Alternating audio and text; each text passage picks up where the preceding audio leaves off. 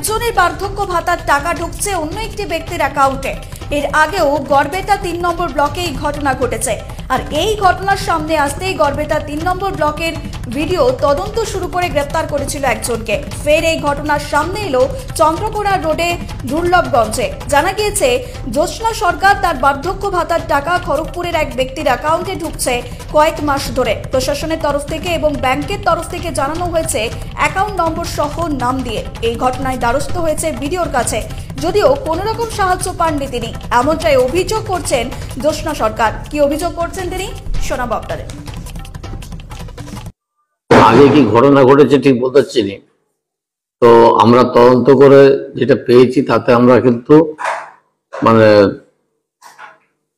সমস্ত টেবিলগুলোকে চেঞ্জ করে আলাদা আলাদা জায়গায় বসেছি আমরা, এবং যারা মানে কন্ট্যাক্টচুয়ালি তাদেরকে আমরা নজরে রেখেছি, বা কিছু লোককে সন্দেহজনক ভাজন চিহ্নিত করে তাদেরকে সুবসু করা হয়েছে।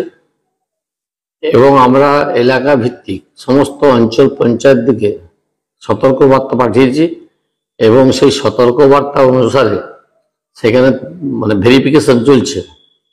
সমস্ত তদন্ত করে আমরা কিন্তু নাম বাতিল করছি।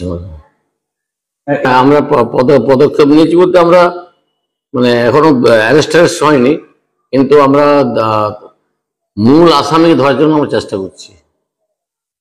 এর আগে আমরা ওই ব্যক্তিকে আমরা বিডিও অফিসে ধরে নিয়ে এসেছিলাম, নিয়ে আসার পর সে স্বীকারোক্তি দিয়েছে, এবং আমরা সেটা দেখেছি যে টাকাটার অঙ্কটা ৭৫,০০০ টাকা। সেই টাকাটা তাকে ব্যাক করতে বলেছি।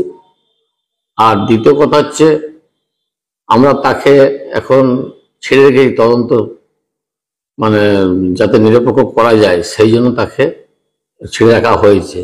কিন্তু আমাদের তদন্ত কিন্তু ফুল কদমে চলছে না। আমাদের বিডিও সাহেব তৎপর।